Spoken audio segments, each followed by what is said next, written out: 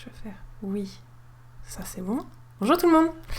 Bienvenue dans ce 4e épisode du Salon de thé avec la merveilleuse Léa Béot que voici sur notre écran. On est venu avec notre thé, fidèle à la tradition. Oui. Léa, ce que je te propose, c'est qu'on va commencer, une fois n'est pas coutume, par parler un petit peu de toi, de ton background, et ensuite je présenterai les extraits vidéo, puisqu'on a plusieurs chaînes à présenter aujourd'hui. Du coup, est-ce que tu veux bien nous dire d'où tu viens, quelle est ta formation, tout ça? Alors, moi, je viens du sud, et partout les chemins. Non, plus sérieusement, j'ai commencé par faire mes études en sciences. Après le bac, tout ça, j'ai été jusqu'à la thèse même, parce que j'en avais pas assez. Donc, j'ai continué jusqu'à la thèse. J'ai fait une thèse en géophysique, donc de la géologie et de la physique. Et puis, pendant ma thèse et pendant mes études, en fait, j'étais très intéressée par la communication scientifique et par la médiation, la vulgarisation, tout ça. Donc, je la faisais de façon associative et à Lyon principalement. Et puis, au moment de choisir un métier, je me suis dit quand même qu'il fallait peut-être que j'essaye en communication scientifique parce que c'était ça qui m'intéressait. Et du coup, j'ai fait 1 an de formation, un master de communication scientifique. Donc j'ai bifurqué, j'ai refait 1 an d'études après une thèse. Voilà. Il y en a qui aiment se faire mal. Mais ça s'est très bien passé et j'ai compris que c'était vraiment ça qui me plaisait. Et après ça, j'ai fait un stage à CNRS Images et puis du coup, j'ai rencontré les équipes au CNRS et puis on a émis le projet de faire une chaîne de vulgarisation scientifique. Et puis bon, ça s'est pas fait tout de suite, donc j'ai vadrouillé un peu et après on m'a rappelé en me disant oh là, finalement on va la faire cette chaîne. Donc ça a donné Zeste de Science. Donc ça s'est lancé en fin 2017.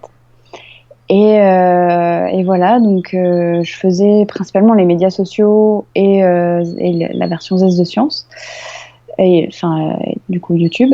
Et puis puis je suis passée en indépendant depuis juin dernier. Et donc là, je me consacre à plein d'autres projets aussi, toujours en vidéo de vulgarisation,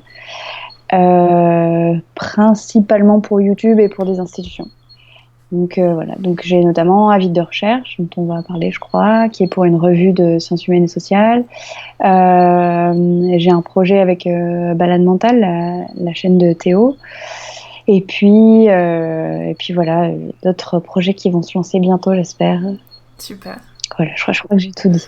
Avec un petit détour, donc avant le début des associations, avec un petit détour par la télé.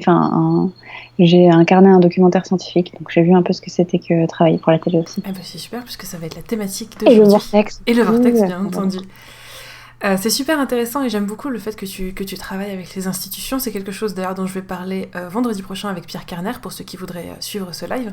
La façon dont justement les communicateurs scientifiques et les institutions peuvent travailler ensemble et commencer à créer ce pont en tout cas entre la recherche et le grand public. Ce que je vous propose à tous, c'est qu'on découvre d'abord Zeste de Science et puis ensuite on va un petit peu parler de ce format, puis ensuite je vous présenterai le second format, Avis de recherche. Bonjour curieuses et curieux, vous avez sûrement déjà été confrontés à un problème mathématique sans le savoir. La galère de l'emballage. Impossible de couvrir parfaitement une sphère avec une feuille de papier. Joyeux anniversaire! Merci. Pourtant, dans la nature, beaucoup de plantes ont des feuilles planes qui grandissent sous forme de boules. Eh bien, des chercheurs de Paris ont trouvé comment imiter la nature et déformer un objet plat.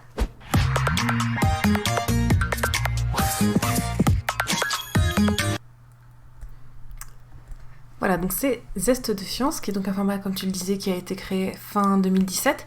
Est-ce que tu peux nous dire un petit peu quel a été son contexte de création, aller un petit peu plus en détail dans la façon dont ça s'est construit, dont ça s'est conceptualisé, quelles ont été éventuellement les inspirations, le processus de production? Alors, comme je le disais, ça s'est fait un peu en 2 temps. Au début, donc le CNRS a toujours fait de la vulgarisation, mais sur des formats plutôt classiques, enfin des journalistiques, je dirais, ou alors des documentaires. Donc ça, on peut en trouver encore plein sur la médiathèque du CNRS. Donc, si vous tapez ça, vous devriez trouver.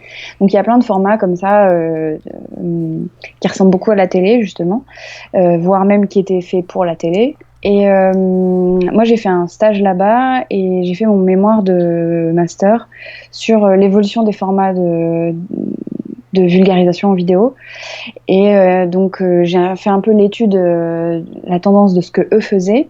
Et à la fin, je mettais ça en parallèle avec ce que le public regardait aujourd'hui, avec l'émergence des chaînes YouTube. Donc, à l'époque, c'était en 2015-2016, donc voilà, c'était il y a un moment. Et en fait, en discutant, vu que les médias sociaux, les réseaux sociaux prenaient aussi une grande place dans la communication au CNRS, on en est arrivé à faire la proposition de créer une chaîne de vulgarisation, donc vraiment avec un ton très différent, avec un ton qui serait plus jeune, disons. Je dis pas que les jeunes ne regardent pas des documentaires, mais juste qu'il soit plus marrant aussi, plus décalé, et puis incarné.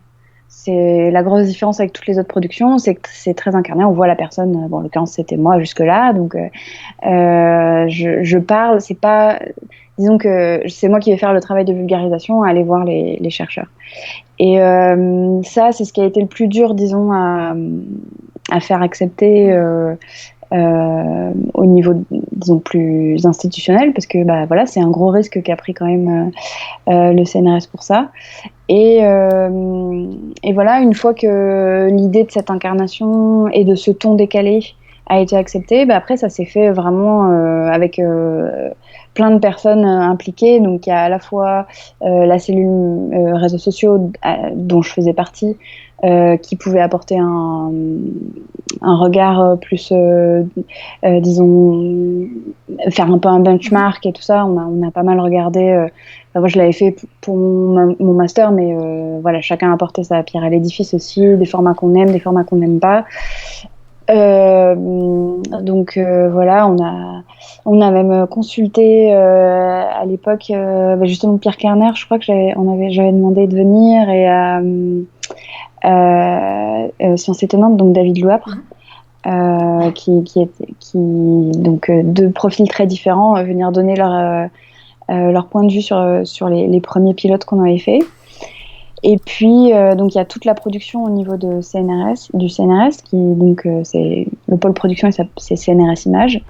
Et donc là il y a un réalisateur, il y a un cadreur, c'est pas toujours la même personne, et un monteur, pareil, c'est pas toujours la même personne, et souvent c'est la même qui cadre et qui monte. Enfin voilà, ça change, mais c'est des gens qui ont ces compétences-là en interne depuis très longtemps et qui travaillent pas seulement sur les sciences. Et puis après, il y a la partie plus institutionnelle. Donc il y a quelqu'un qui est responsable des formats courts au CNRS, qui va relire.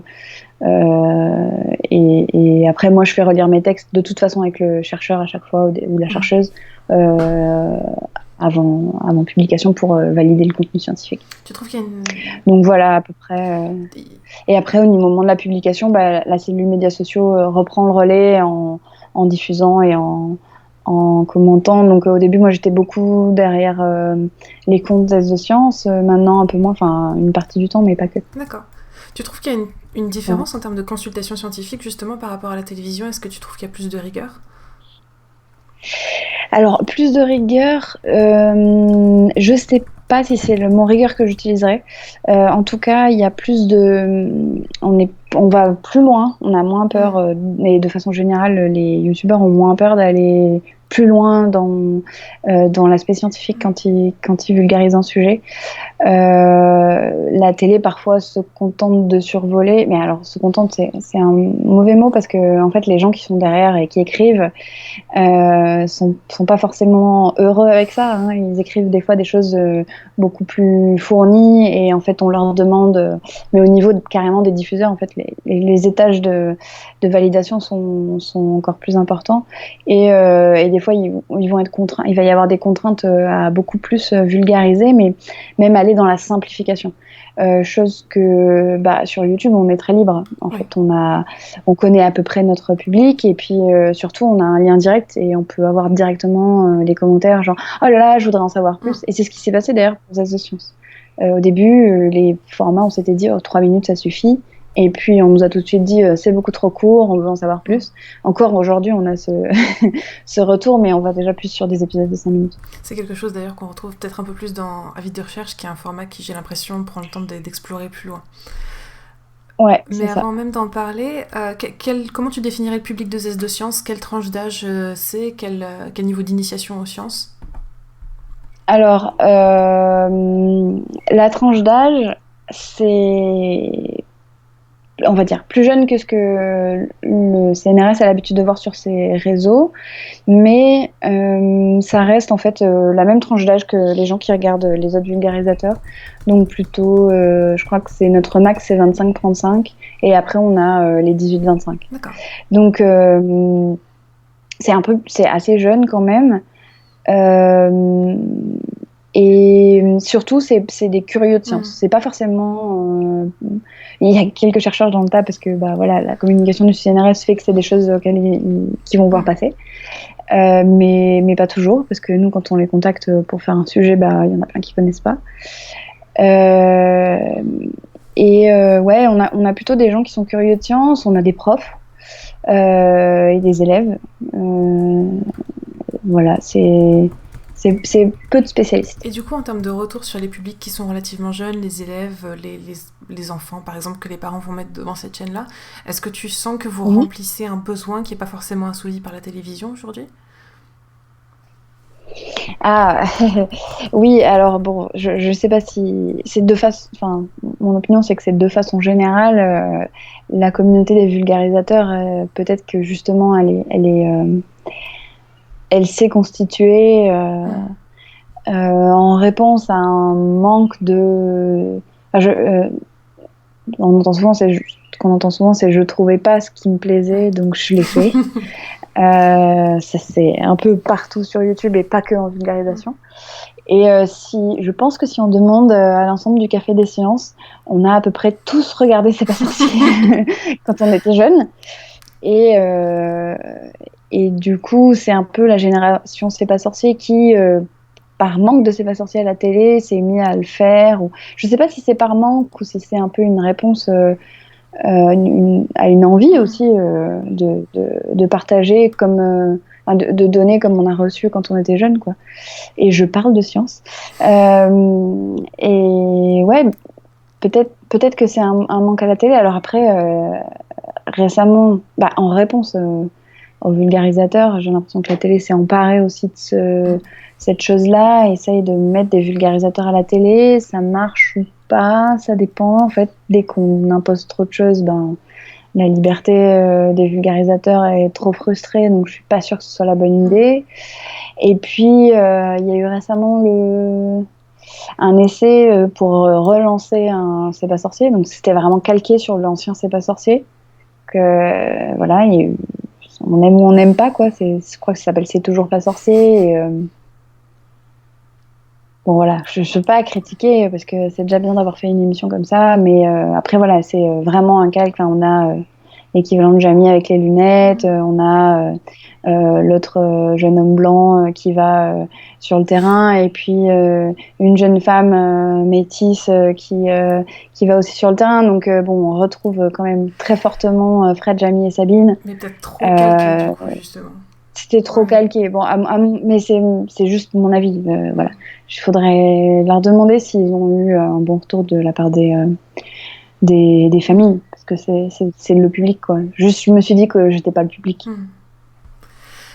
Et puis il y a tellement d'idées sur YouTube, ne serait-ce que dans le café, il y a tellement d'idées de formats, de personnes, etc., que c'est dommage de calquer ce qui existait déjà. Oui, tout à fait. Non, puis il y avait Enfin, disons que c'est pas possible de reproduire C'est pas sorcier, d'autant plus qu'on a une nostalgie, nous, qui est associée à ça, qui fait que ça n'arrivera jamais à la cheville d'eux. Et puis depuis, les modes de communication ont quand même tellement évolué qu'il y avait quelque chose à recréer, à reformuler. Et c'est vrai qu'aller jusqu'à reproduire l'ethnicité des présentateurs, on sent qu'il y a une envie de s'accrocher à quelque chose qui a marché avant et de surtout pas prendre de risques. On va vite fait regarder l'extrait de Avis de recherche et puis ensuite on en parlera ensemble. De nombreux super-héros masculins se battent par patriotisme, comme Captain America par exemple. Ou bien pour la protection de l'ordre public, dans une ville par exemple, comme Batman ou Spider-Man. So you came back to die with your city. Les super-héroïnes étudiées dans l'article, elles, entrent en guerre pour des idéaux, et en particulier la justice. Alors, selon l'auteur, il y a plusieurs conceptions de la justice qui motivent les héroïnes à se battre. On a Wonder Woman qui s'engage au nom du pacifisme pour mettre fin à la Deuxième Guerre mondiale, et Catwoman, jouée par Halle Berry, qui s'engage à sauver la peau des femmes, au sens propre, car elle est menacée par le cosmétique Bolide. Parce que oui, les femmes, donc les cosmétiques. Évidemment. Voilà, donc c'est donc Avis de recherche. Est-ce que tu peux nous parler de ce format, nous expliquer en quoi il diffère de Zest de Science ? Alors, donc c'est encore une fois pour c'est pas pour moi, quoi, c'est pas exactement une institution. C'est un magazine de recherche, enfin un magazine de vulgarisation justement, mais en sciences humaines et sociales. Et là j'ai une totale. Alors déjà, je fais à la fois le script, le montage, tout ça, et puis en plus, j'ai une liberté de choix du sujet complète et du format, et c'est plus long. Donc là, l'idée, c'est aussi de présenter une recherche pour un épisode, mais si j'ai besoin de faire appel à d'autres recherches, enfin, je suis libre de ce que j'écris. Moi, j'aime bien faire relire par le chercheur, donc je le fais, ou la chercheuse, et donc je le fais. Mais voilà, c'est un format qui est plus détendu, qui prend plus le temps, on est plus sur 10 minutes. Voilà. J'ai l'impression qu'on n'est pas du tout sur le même format de production, de ce que j'en comprends. Notamment, tu disais que tu faisais le montage toi-même, si j'ai bien compris. Ouais. Donc oui, effectivement, je fais le montage toute seule. Donc bah, c'est moins professionnel. Enfin, après. Et voilà, je suis pas dans un studio, enfin dans un. C'est un grand mot, le studio de Zest de Science, c'est un ancien bureau, donc voilà. Mais je peux aller où je veux, je filme où je veux, en général.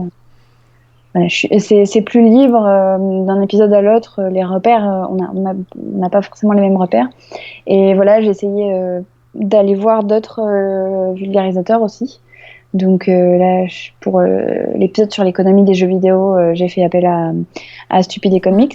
Et donc là, c'est Marina qui a carrément qui m'a aidé à écrire, qui a quasiment écrit tout l'épisode de toute façon, voilà. Donc voilà, parce que bah, c'est aussi reconnaître que je suis assez nulle en économie, donc voilà. Et puis bah, j'espère que je pourrai voir peut-être d'autres vulgarisateurs en sciences humaines et sociales. J'ai bon espoir. Est-ce que le fait que ce soit toi qui monte, par exemple, ça change... Est-ce que tu as l'impression que ça change la façon dont tu travailles en tant que communicatrice scientifique, la façon dont tu vas écrire, la façon dont tu vas te présenter? Est-ce que tu vas être plus rigoureuse avec toi-même? Est-ce que ça va tout simplement changer quelque chose ou pas du tout par rapport à Zest de Science?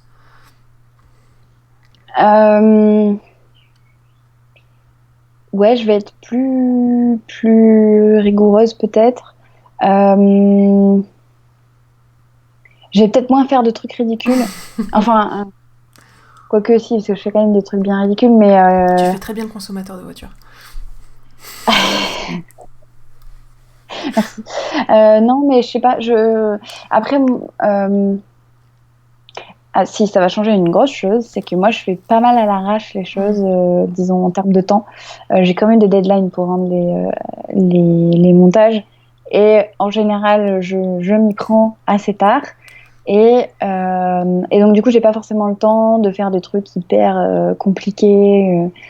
Voilà, moi j'aime bien les trucs assez simples, assez clairs dans l'image, dans les écritures et tout ça. Je pense que s'il y avait quelqu'un qui faisait le montage à ma place, peut-être je lui demanderais de faire des trucs un peu plus fun, un peu plus jolis. En termes de public, j'imagine que tu vois pas forcément les mêmes publics que sur Zest de Science. Peut-être plus de professionnels. Alors pas forcément plus de professionnels, mais par contre, c'est pas le même public parce que c'est pas les mêmes disciplines.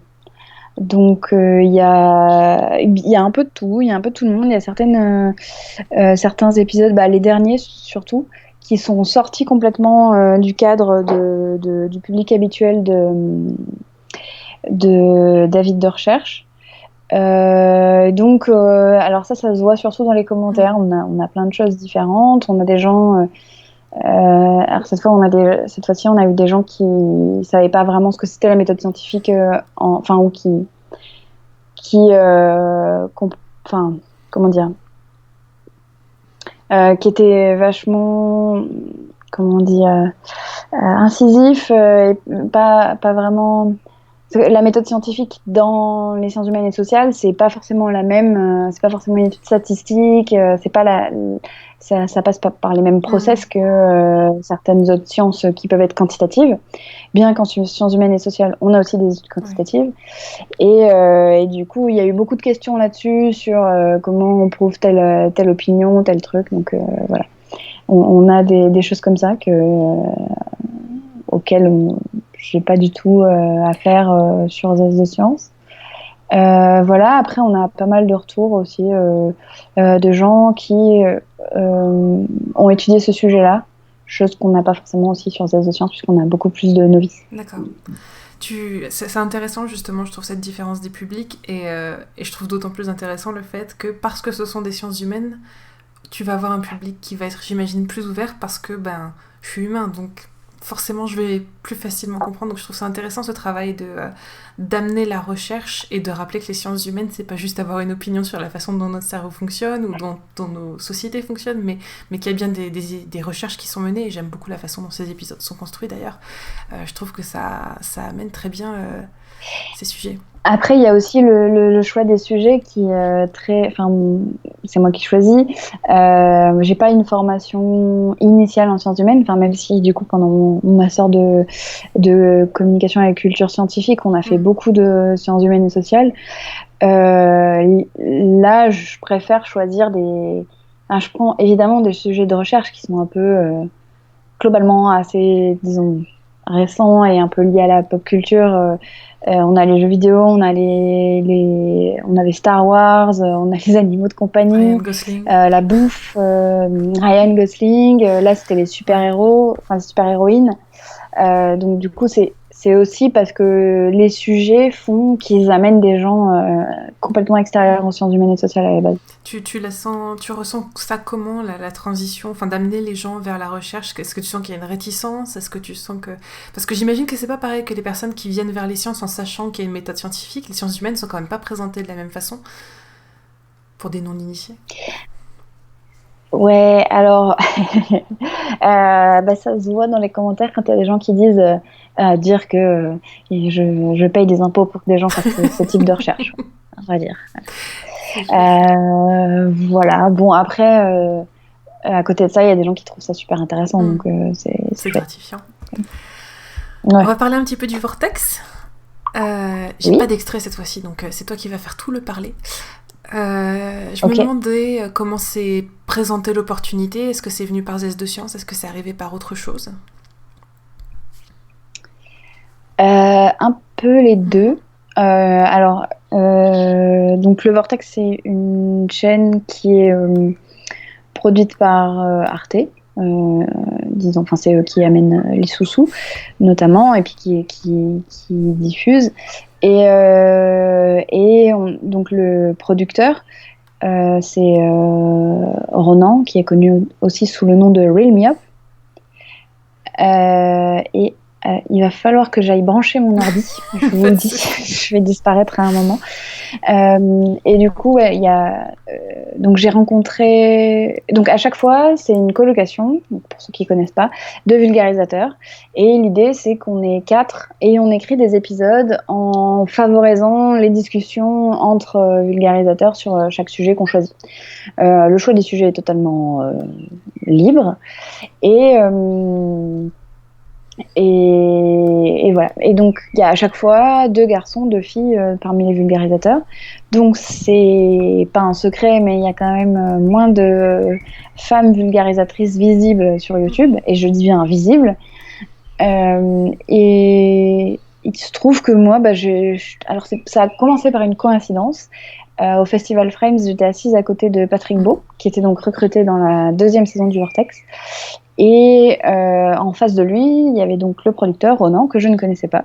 Et on a commencé à discuter, et je leur ai parlé de Zest de Science, et du coup ils m'ont dit « Ah, mais c'est cool, ah, mais en fait c'est intéressant. » Mais en fait, et donc je connaissais déjà Léo, donc apparemment Ronan nous connaissait déjà de nom. Et puis il m'a dit « Ah, faudra qu'on rediscute. » Sur ce, on a discuté du fait que Zest de Science, c'était le CNRS. Et du coup, j'ai mis en contact Ronan et le producteur, et la production de Zest de Science au CNRS. Et donc là, ils ont discuté. Et en fait, le CNRS fait aussi des coproductions. Et en fait, il se trouve que le CNRS est rentré en coproduction, a apporté sa petite pierre à l'édifice pour la saison 2 du Vortex. Et donc aussi un accès à pas mal d'images de science. Et puis Ronan m'a dit écoute, viens, si tu veux, tu peux participer à la saison 2. Si ça te dit, c'est parti. Et après, Arte a validé tout ça, a validé les gens, et puis voilà. Ok, super. J'imagine que tu ressens une différence, toi qui as eu une expérience avec la télévision, Rilmiop venant quand même de YouTube. Est-ce que tu sens une ouverture par rapport à justement ces libertés dont ont besoin les youtubeurs de communication de façon générale pour s'exprimer pleinement ? Alors, sur l'expérience du Vortex, déjà, vous pouvez parler à des gens de la première saison et de la 2e saison, ça s'est déjà pas passé de la même façon. Et c'est ça qui a été vraiment... qui est arrivé comme conclusion, qui est vraiment important, c'est d'une part définir dès le début qui fait quoi. Et donc on a évidemment ressenti que Arte avait très envie d'avoir des nouveaux formats. Faut dire que de façon générale, c'est une chaîne qui prend plus de risques en termes de format, je dirais, par rapport aux autres chaînes françaises. Enfin, du coup, elle est franco-allemande, mais voilà. Et à partir de là, ce qui a pu cafouiller dans la première saison, c'était justement les libertés de chacun, le droit de regard d'Arte, qui n'a pas forcément été bien vécu, qui n'était pas forcément défini dès le début aussi. Alors que nous, on a tout de suite... Arte était tout de suite dans la boucle, et nous, on a tout de suite su qu'on serait relu par Arte. Et ce qui n'a posé problème à personne dans notre saison, mais c'est dans notre saison quoi. Et on savait, on a rencontré aussi les gens d'Arte, ça a permis de détendre un peu l'ambiance.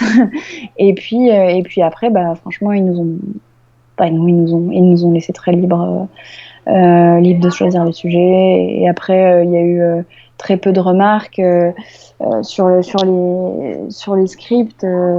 Moi, j'ai rien eu à reprendre.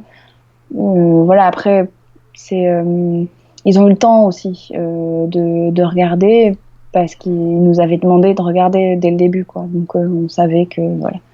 Donc vraiment, c'est ça qui s'est passé, c'est que nous on savait dès le début qu'on travaillait avec une chaîne de télé, et du coup il y a eu peut-être eu j'ai pas eu l'impression qu'on se soit vraiment auto-censuré, mais en tout cas on en avait très conscience qu'on travaillait avec la télé. C'est une chaîne que j'aime beaucoup, comme tu dis, je trouve qu'ils sont très entreprenants dans la création de nouveaux formats, mais aussi très à l'écoute de ce qui se fait en ligne. Moi je trouve qu'il y a une véritable écoute par rapport au format YouTube. Mais ça reste une chaîne de télévision. avec une émission qui a quand même un look qui est très YouTube. Du coup, je me demandais comment vos expertises, elles se sont combinées, quelle écoute a dû être mise en place d'un côté et de l'autre pour que vous arriviez à collaborer de façon productive, qui respecte à la fois la qualité de votre contenu à vous en tant que youtubeur et votre liberté, et en même temps les contraintes que peut subir une chaîne de télévision.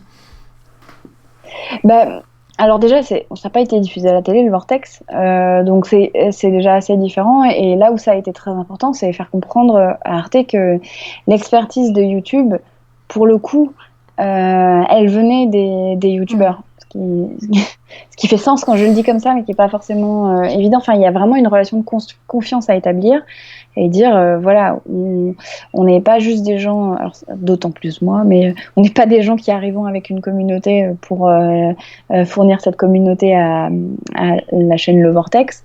On est aussi des gens qui avons un savoir écrire et un savoir parler qui correspond à YouTube et à ce qu'attendent, en tout cas une partie des gens sur YouTube, en tout cas tous les gens qui regardent la vulgarisation.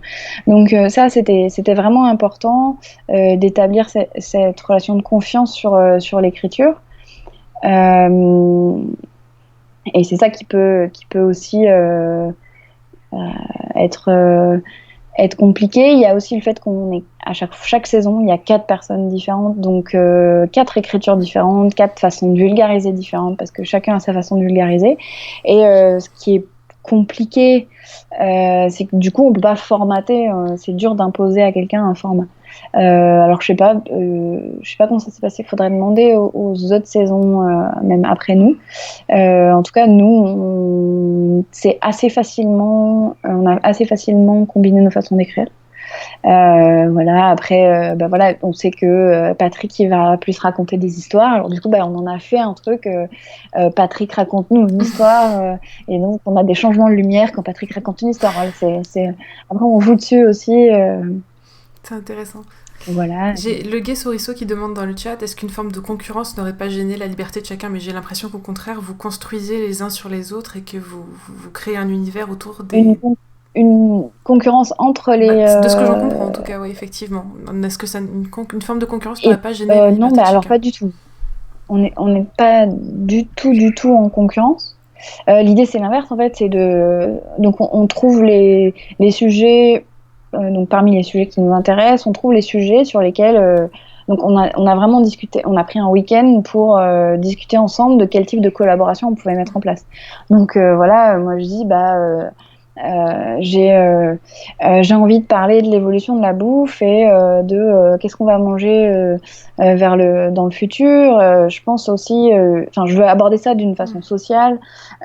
Du coup, alors voilà, je m'adresse à Manon, je lui demande, je dis, voilà, je sais que Manon, tu as vachement étudié tout ce qui est antiquité, est-ce que tu peux apporter quelque chose à ça? Patrick, toi, est-ce que tu as une histoire en lien avec ça? Du coup, on essaye de voir avec qui on va pouvoir faire la collaboration, parce qu'il y a toujours une collab plus grande, donc un moment vraiment d'échange qui n'est pas scripté pendant l'épisode. Et donc, on n'est pas du tout dans la concurrence. Au contraire, on est dans l'entraide et l'idée même d'une coécriture. C'est ce que j'ai ressenti aussi. Et je me demandais, est-ce que c'est quelque chose qui vient de Readmiop ou est-ce que c'est quelque chose qui vient de vous? Mais moi, je ressens qu'il y a effectivement quelque chose de super intéressant dans la façon dont vous collaborez. Est-ce que tu sens que la collaboration, elle est différente de ce qui pourrait se faire sur YouTube, où vous n'allez pas forcément avoir un temps de débriefing ensemble ou une possibilité de mettre en scène votre collaboration comme ça? Alors, je vais chercher. Je m'éclipse une seconde pour aller chercher mon chargeur.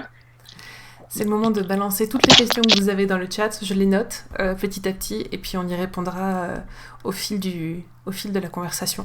Et pendant ce temps-là, voilà, je vais devoir faire le clown avec ma tasse de thé, sachant que je suis absolument pas douée pour l'improvisation. Y a pas de quoi, le gay Soriso. Vous êtes combien là? Comptez-vous. Il me dit 52 personnes depuis le début du stream. Et voilà, je suis de retour. Désolée. Emma, une blague. Qu'est-ce qu'on disait? Oui, et donc je disais, pour la collab, en fait, ce qu'il y a surtout, c'est qu'on a plus de temps de production. Mais ça, c'est plus...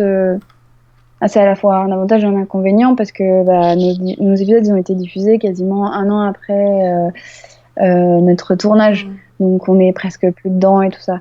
Là où la collab est différente, c'est que effectivement, ouais, on a aussi plus de temps et d'argent, hein, on va dire plus de moyens, ce serait plus logique, plus de moyens pour la mettre en scène et pour faire 15 prises. On a quelqu'un qui prend le son, quelqu'un qui prend l'image. C'est des conditions de tournage qui sont celles d'un petit budget de télé, quoi. Donc, justement, c'est une question qui se posait, et c'est une question que j'avais dans mes notes. En termes de production, combien de personnes est-ce que ça va nécessiter, combien de temps est-ce que ça va prendre en comparant Zest de Science, Avis de recherche et le Vortex? Alors, donc pour le Vortex, puisqu'on était dessus, on a l'écriture prend très longtemps parce qu'il y a une relecture et puis parce qu'on s'y est pris très tôt avant le moment du tournage. Donc en gros, début décembre, on a fait un peu une liste de sujets. En janvier, on a établi nos collabs. On s'est vu un gros week-end, on a établi nos collabs et tout ça. On a écrit entre fin janvier et fin mars. Et je crois à peu près, peut-être mi-janvier, mi-mars, un truc comme ça. Et ensuite, on a tourné mi-avril. Entre les deux, on a fait quelques reprises, etc. Et on tourne. On a 10 jours de tournage. Et sur le tournage, il y a nous 4, les vulgarisateurs. On est effectivement en coloc pendant le tournage. On dort tous au même endroit, on mange tous ensemble. Et il y a Reel Me Up qui en fait est à la fois le producteur et la personne qui prend le son, parfois l'image, et chez qui on dort. Et puis il y a donc nous, il y avait la femme de Reel Me Up qui était là. Je crois que dans la saison 3, il y avait quelqu'un qui est venu aider, qui aide pour tout ce qui est logistique et bouffe aussi. Enfin voilà. Donc ça, c'est une production, voilà, avec des gens pour une production. L'autre extrême, c'est pour moi Avis de recherche où je suis toute seule. Je commence à écrire en début de semaine. J'envoie mon texte en milieu de semaine. Je tourne. Je regarde s'il y a des retours. Je tourne sur le champ et puis je fais le montage dès que j'ai fini de tourner et je finis la nuit le dimanche soir pour publier le lundi matin, quoi. Voilà. Du coup, sur Avis de recherche, t'es quand même pas cadreuse des chefs-op aussi, ou si? Parce que j'ai cru entendre une voix masculine sur la vidéo, sur les jeux vidéo. Ah oui, parce que donc là pour les jeux vidéo, j'étais chez les Stupides Echo et du coup c'est Valentin, Stupid Economics, qui est là. Sinon c'est moi et mon pied de caméra. D'accord, c'est super. Voilà. Je trouve que le résultat est vraiment top. Merci. Et la diffusion du coup s'enchaîne. Après, je dis il me faut plus d'une semaine pour faire les avis de recherche parce qu'en général je lis beaucoup avant d'écrire. Ça me prend pas mal de temps pour écrire. Et du coup, pour le Vortex, oui, j'ai oublié de dire que donc on a tourné en avril et ça a commencé à être diffusé en septembre. Parce que la saison d'avant, il fallait qu'elle finisse d'être diffusée. Mais nos épisodes, ils étaient prêts plus tôt. Okay. Et pour Zest de Science, il faut je contacte le chercheur d'abord, on fait une discussion Skype avant de commencer à écrire. J'écris assez rapidement et ensuite on tourne. D'abord on fait les validations, donc on fait quelques allers-retours et après on tourne et après le montage il est fait par quelqu'un d'autre et c'est prêt en quelques jours. D'accord. Ok, donc c'est pas du tout les mêmes logiques de production à chaque fois, j'ai l'impression. Et ni les mêmes libertés, j'ai l'impression. Alors c'est peut-être une impression et tu peux me contredire, mais que plus la production est importante, plus on a de monde, plus les contraintes sont importantes. Ouais. En fait, ça dépend des différents étages de validation. Oui. Oui. Et du coup, ça dépend surtout des moyens. En fait, plus la production est longue parce que il y a plus de moyens en fait. Donc, on peut prendre le temps d'aller faire des images de fiction parce que dans le Vortex, on a aussi une histoire en filigrane. Et quand on n'a pas de temps, on n'a pas vraiment le temps d'aller filmer autre chose que ce qu'on doit filmer pour vulgariser le sujet. D'accord. On va parler un peu de tes inspirations. J'imagine que c'est pas forcément les mêmes inspirations qui vont jouer de la même façon sur les 3 formats, ils ont tous un style assez différent. Mais on va commencer par C'est pas sorcier et éventuellement d'autres inspirations que tu as pu avoir quand tu étais jeune. Qu'est-ce qui, toi, t'a marqué comme format télévisuel ou même radio ou magazine?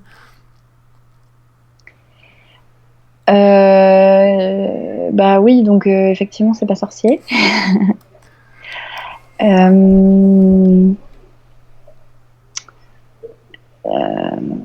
En termes de vulgarisation, c'est un peu compliqué. Moi, j'aime bien effectivement les documentaires, des trucs qui prennent le temps de voir des jolies choses. J'ai pas travaillé cette question. C'est du vrai direct. Après, moi, j'aime bien l'humour un peu pourri aussi. Donc, en fait, je regarde assez peu de contenu de vulgarisation en dehors de mon taf. Je me tiens au courant de ce qui se fait, en général plutôt sur le Café des Sciences et tout ça. Mais je suis pas forcément dans une énorme recherche de nouvelles idées, nouveaux formats, parce que j'ai déjà trop de taf. Ouais, en termes d'inspiration, moi je suis plus... j'aime bien les jolies choses et ça se voit pas du tout dans mes productions. Du coup, c'est un peu... c'est vraiment une colle, là. J'essaye de me rappeler ce que je regardais quand j'étais plus jeune. Et à part C'est pas sorcier, c'était peu de trucs en sciences. Il était une fois la vie, t'avais les Sciences et Vie Junior après côté magazine, je sais pas si c'est des Ouais. contenus que tu as consommés. Ouais, j'étais abonnée à Sciences et Vie Junior, effectivement. Non, moi j'étais beaucoup baignée par les expos, la communication visuelle, des choses comme ça. En fait, j'ai pas mal travaillé avec le musée des Confluences à Lyon.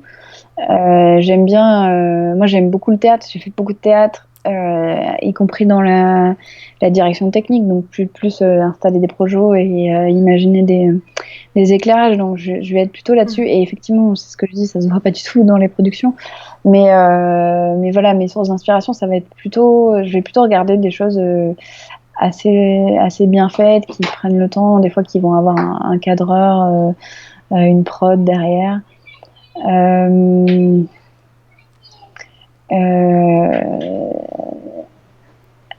C'est horrible, je suis totalement pour d'inspi. On peut passer à un autre sujet si tu préfères. Ouais, vas-y, parce que ça me reviendra peut-être en cours d'autres sujets, mais là... Est-ce que du coup, toi, t'auras envie de passer de l'autre côté de la caméra, puisque tu parlais du fait que t'aimes bien la scéno? Ah bah moi, le face caméra, c'est uniquement parce que l'occasion s'est présentée, parce que est faite d'avoir autre chose à proposer, mais clairement c'est pas ce qui me plaît le plus. Moi j'aime bien écrire, j'aime bien trouver des idées pour mettre en scène et tout, mais si j'avais, le seul problème c'est que j'ai pas les compétences pour filmer, mais voilà, être nègre pour quelqu'un qui ferait le face cam, ça me dérangerait pas. Et voilà, et imaginer des choses qui sont plus de l'ordre de la fiction de vulgarisation, ce qui me fait un très bon sujet de voilà, très bonne transition. On a avec Sébastien Carassou, le sémillant Sébastien Carassou, qui fait partie du Café des Sciences et qui a la chaîne Sense of Wonder. On a gagné un prix sur une idée de Sébastien Carasso à Paris Science pour une fiction de vulgarisation. Donc, j'appelle ça comme ça, mais en gros, ça va se passer dans un futur proche. Donc, c'est de la science-fiction. Mais l'idée, c'est de donner un contexte dans lequel on va parler de vulgarisation. On va utiliser ce contexte-là et on va distiller des trucs de vulgarisation. En fait, c'est une archiviste qui va récupérer des archives de la Terre et essayer de décrypter un peu ce qui est important de ce qui n'est pas important dans cet amas d'archives, dans ce cargo d'archives qu'elle vient récupérer, pour comprendre le climat de la Terre et pour comprendre ce qui s'est passé dans l'évolution du climat de la Terre. Il a une approche très narrative, Sébastien. Je ne sais pas si c'est quelque chose qui, toi, te parle ou si tu as plutôt une approche... Moi, ce que je vois dans Avis de recherche, c'est plutôt un côté essai. Qu'est-ce qui, toi, te motive le plus ? Alors, moi, ce qui me motive le plus, c'est encore différent. J'ai un gros syndrome de l'imposteur sur l'invention et la narration, donc j'ai du mal à écrire des histoires. Par contre, ce que j'aime bien écrire et qui marche bien, je vous invite à regarder le live de hier soir. J'aime bien écrire effectivement un peu en mode essai, en mode divagation, un peu presque divagation intellectuelle. En gros, aller chercher tel truc. J'ai lu ça par ici, j'ai lu ça par là, et mélanger tout ça avec pas mal d'humour et un aspect un peu une prise de recul sur ce que je lis et ce que je regarde. Donc c'est ce qui a été cool dans le Vortex, c'est qu'on a vraiment eu le temps de faire ça. Enfin, moi, pour chaque sujet, je vais chercher plein de recherches différentes, et donc ça m'a coûté d'écrire personnellement, de faire ce travail de synthèse, mais en même temps j'adore ça parce que à la fin on a un truc, on a un sujet, on pense aborder un sujet et en fait on va parler de tout à fait autre chose au final. Et donc hier soir j'ai voulu parler de sérendipité, je parle d'urologie, donc bon voilà, on va très très loin, mais voilà, j'aime bien cette idée-là de divagation vulgarisatrice. Enfin, je sais pas comment on peut appeler ça. C'est Vsauce d'ailleurs, Michael Stevens de Vsauce, qui s'est beaucoup construit là-dessus, sur le fait de passer d'une idée à l'autre, et c'est quelque chose qu'on verra peut-être un jour à la télévision, mais c'est quelque chose qui en tout cas ne fonctionne pas avec les canons de la télévision aujourd'hui, qui ont besoin d'être très cadrés. Très cadré, ouais. Bah, il y a cet aspect de discussion qu'on peut avoir là sur Twitch, qu'on peut avoir sur des lives, et que je trouve chouette aussi en vidéo, mais qui n'est pas forcément évident. C'est même un format qui est pas forcément évident à mettre en vidéo, parce que là, du coup, ça va être du face caméra, mais en même temps, faire des blagues quand il n'y a personne en face, je sais de quoi je parle, c'est compliqué. Et du coup, justement, en parlant de l'immédiateté du retour du public, quelle différence tu ressens par rapport à la télévision ? Moi, je trouve ça vraiment chouette de pouvoir, dans l'idée d'une série ou d'un contenu qui va être régulier, pouvoir s'adapter à ce que demande le public. Ça, c'est un truc qu'on ne peut pas avoir à la télévision, parce qu'en fait, même si c'est une série documentaire, les épisodes sont déjà bien à l'avance. Je sais pas si c'est le nombre de gens qui regardent ou si c'est la typologie des gens qui regardent, mais moi, j'ai un peu souffert de grosses stalks quand le docu est passé à la télé. À chaque diffusion, j'ai eu des gens qui réussissaient à retrouver mon compte Facebook, qui est pourtant pas accessible. Donc c'était pas des demandes d'amis, mais c'était des messages que j'ai découvert. Et voilà, et c'était pour dire bravo, mais c'était surtout pour dire est-ce que tu veux m'épouser, pour les plus gentils. Et donc ça, je sais pas, j'ai l'impression que sur YouTube, pour l'instant, j'ai une communauté très bienveillante en vulgarisation scientifique. Je sais que c'est pas le cas pour toutes les femmes qui font de la vulgarisation, et surtout celles qui font pas de vulgarisation. Donc ça va être un truc très différent. Les encouragements font beaucoup de bien sur YouTube, on ne le dit pas assez, mais mettez des petits messages pour dire que c'est cool et que vous aimez, ça c'est vraiment chouette. C'est intéressant, je me demandais justement, parce que les chaînes ont tendance à se mettre beaucoup de contraintes vis-à-vis de l'audimat, enfin tu vois, à flipper par rapport à la réaction du public. Et je me suis dit, mais enfin, si c'est pas pire sur YouTube, c'est bien qu'il y a une incompréhension du public, mais de ce que tu sembles en dire, le public est pas du tout le même finalement devant la télévision et devant YouTube. Ouais, je pense que le public est pas le même parce que il est un peu captif à la télé. Même si maintenant on a beaucoup de chaînes et on a du replay. Le replay change pas mal la donne. Mais sur YouTube, il faut que les gens sont là parce qu'ils ont envie d'être là, quoi. Et ils regardent jusqu'au bout parce qu'ils ont envie. Ouais. Et si ça se trouve, ils le regardent de la fin, pas le même jour que le début. Donc, on a une démarche beaucoup plus active sur YouTube que sur la télé. Et on n'a pas les mêmes tranches d'âge. Évidemment, à la télé, on a des gens beaucoup plus vieux, déjà plein de gens qui n'ont pas Internet aussi. Donc, c'est aussi compliqué de mettre un vulgarisateur ou une vulgarisatrice à la télé, faire ce qui se fait sur YouTube à la télé, parce que juste le public n'est pas habitué à ça. Le public de la télé n'est pas habitué à ça. Est-ce que tu penses qu'il y a un nivellement par le haut qui va pouvoir se faire justement avec une écoute plus importante de ce qui se fait sur YouTube ? Je veux dire, dans la télé. Mais il y aura toujours une partie de la population qui regarde la télé qui n'aura jamais vu YouTube. Et bon voilà, disons que plus on avance dans le temps, plus cette frange-là de la population va diminuer. Et donc là, c'est la phase un peu triste, mais voilà, c'est les plus vieux et ils sont pas éternels et c'est triste, mais c'est comme ça. Et donc aujourd'hui, on a pas mal de gens qui regardent la télé qui sont aussi des gens, des familles, mais des familles qui ont de nos âges et plus vieux, mais du coup qui ont quand même une bonne connaissance de YouTube et qui vont regarder à la fois la télé et YouTube. Et là, on va avoir un public qui va...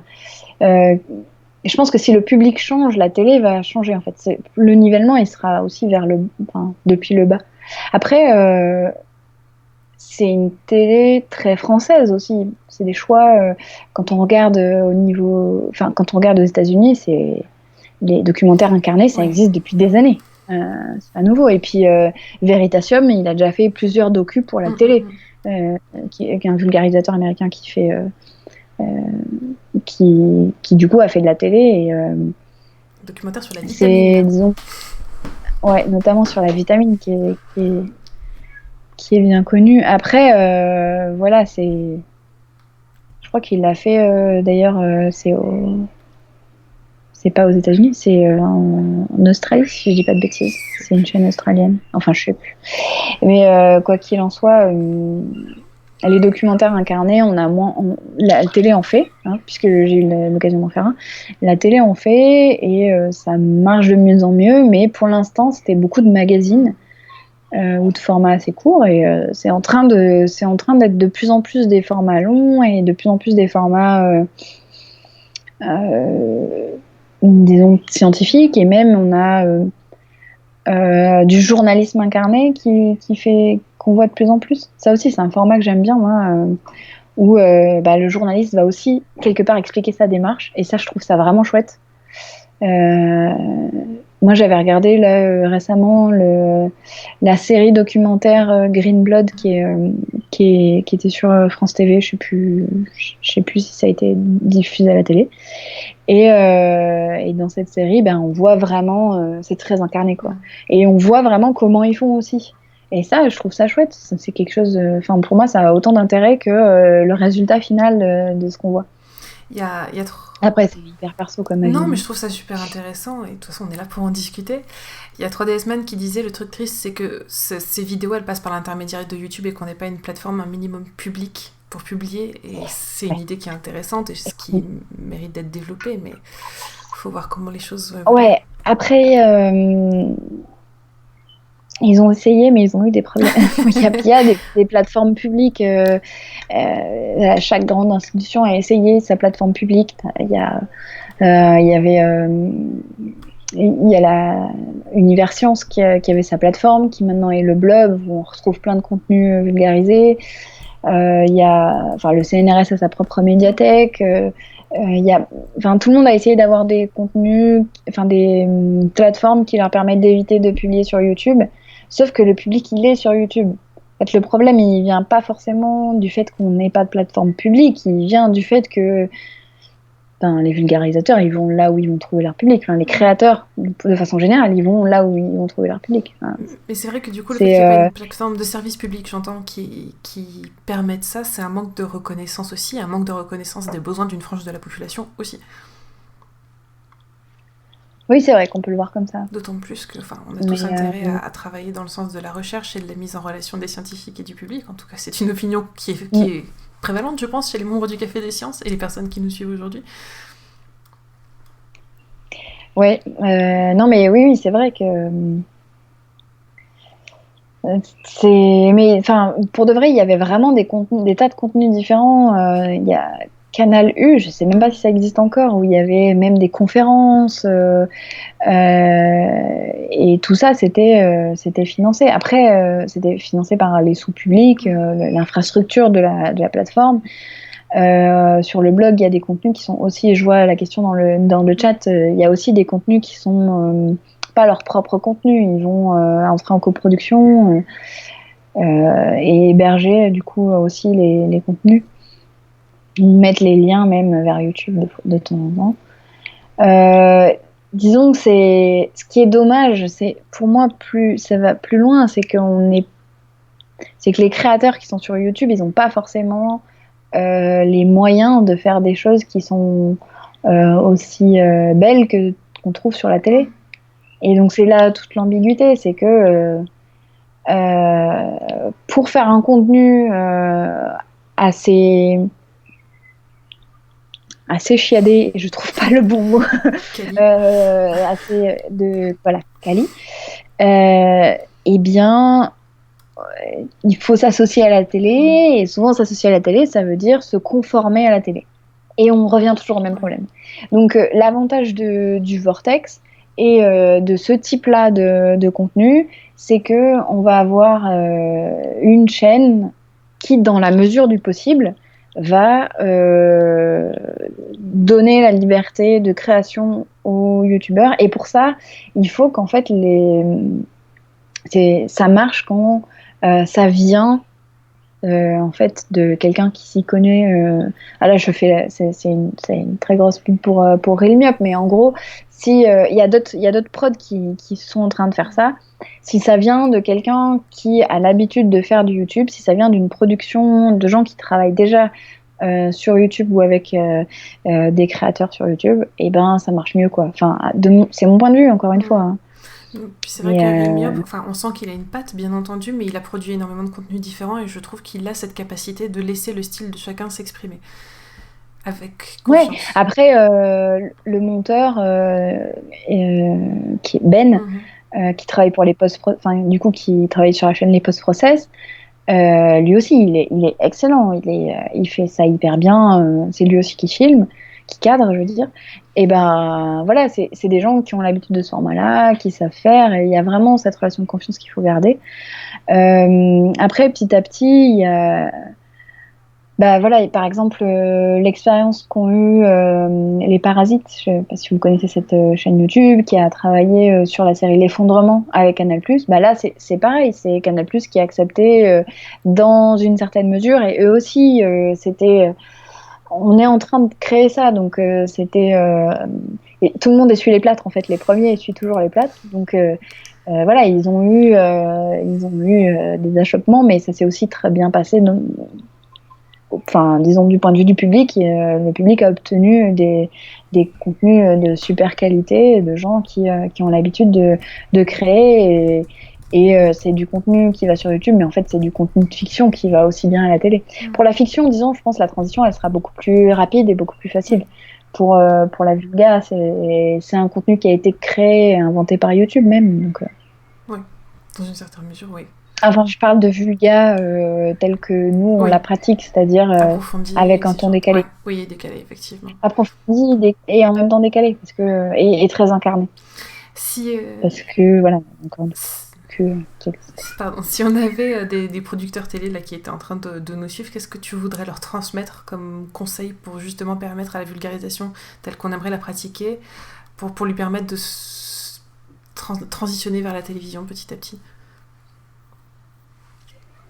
Un conseil au vulgarisateur ou à la télé? Télévisé. Enfin, télé. Au producteur. Euh, euh, Faites confiance. Ouais, euh, ouais, c'est vraiment établissez une relation de confiance. Laissez la liberté de création et établissez en fait le rôle de chacun dès le début. Ça, c'est vraiment, ouais, pour notre deuxième saison, c'est ce qui nous a sauvés. C'est vraiment de dire dès le début, ben, vous faites ça et vous faites ça et nous on fait ça et on sait il y aura telle relecture ou pas, etc. Euh, Ah, j'ai l'impression que la vidéo est saccadée. Ah, c'est possible. Ou alors c'est moi. Je sais pas, moi la connexion est bonne de mon côté. Ok, bon. Eh ben, du coup, ouais, là, vraiment, l'idée, c'est de faire confiance Mm. sur les contenus. Et clairement, en fait, si un producteur vient faire appel à un youtubeur vulgarisateur, c'est comme un producteur qui irait faire appel à un journaliste scientifique. Il va y avoir aussi cette relation de confiance. Et c'est pas parce qu'on fait des contenus sur YouTube que c'est moins sérieux. Donc, vraiment, gardez cette confiance-là. Accordez votre confiance. Merci beaucoup pour ton intervention. Il est déjà midi, c'est passé super vite.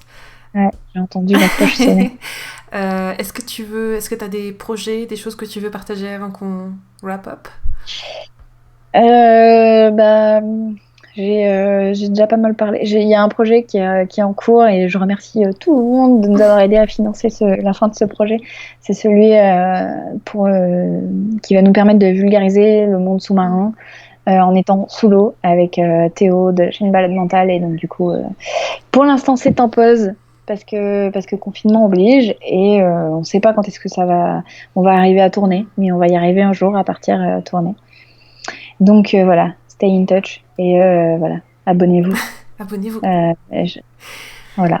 Et j'ai une chaîne YouTube, je tiens à le dire, parce que peu de gens le savent, mais j'ai une chaîne YouTube et du coup j'archive dedans toutes les productions différentes sur les différentes chaînes que Tu je veux fais. nous donner le nom Donc, de ta voilà. chaîne, c'est ton nom ou... Ah, c'est juste mon nom, c'est Léa Bello. D'accord.